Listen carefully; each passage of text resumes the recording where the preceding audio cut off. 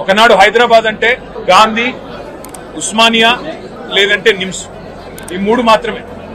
హైదరాబాద్ అంటే గాంధీ, లేకపోతే ఉస్మానియా, లేకపోతే నిమ్స్. కానీ అట్లా కాదు, హైదరాబాద్ లోని ప్రజలకు కూడా బ్రహ్మాండమైన వైద్య సేవలు ఢిల్లీలోని ఎయిమ్స్ తరహాలో అందించాలి అనే లక్ష్యంతో కేసీఆర్ గారి నాయకత్వంలో హైదరాబాద్ మహానగరంలోనే 4 చోట్ల Telangana institute of medical sciences పేరిట ఒక బృహత్తరమైన యజ్ఞానికి ఆనాటి ప్రభుత్వం శ్రీకారం చుట్టడం జరిగింది.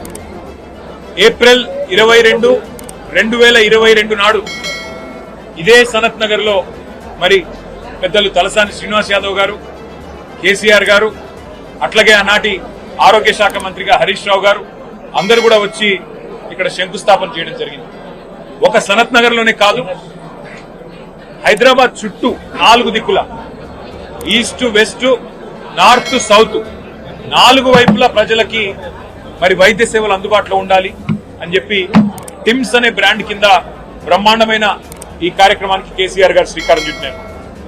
65 ఏళ్లు స్వాతంత్రం వచ్చిన తర్వాత 3 దవాఖానాలు హైదరాబాద్ లో, గాంధీ, నిమ్స్, ఉస్మానియా.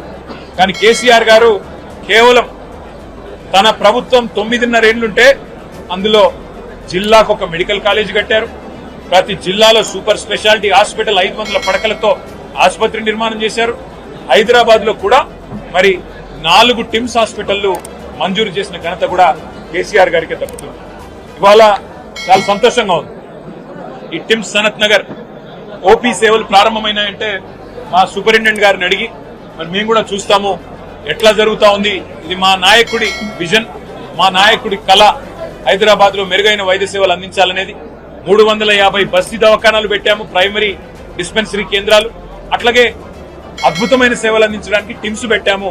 ఎట్లా పనిచేస్తున్నాయో చూడడానికి వస్తామంటే వారు చాలా విశాల హృదయంతో మమ్మల్ని అందరినీ ఆహ్వానించినందుకు వారికి కూడా ధన్యవాదాలు.